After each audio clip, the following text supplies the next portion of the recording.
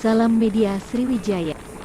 Setelah melakukan pencarian selama 2 hari di perairan Sungsang Kabupaten Banyuasin, Sumatera Selatan, Kamis tanggal 23 Februari tahun 2023, siang akhirnya Rudi 36 ABK Tukboat Karya Pasifik 19 ditemukan meninggal. Belakangan diketahui korban ditemukan di kedalaman 3,48 meter dari lokasi awal terjatuhnya korban. Korban ditemukan sejauh pukul 3.48 nm dari lokasi kejadian awal. Selanjutnya korban dievakuasi dan diserahkan kepada pihak keluarga untuk dilakukan proses pemakaman, ujar Kepala Kantor Basarnas Kota Palembang Heri Maratika kepada wartawan.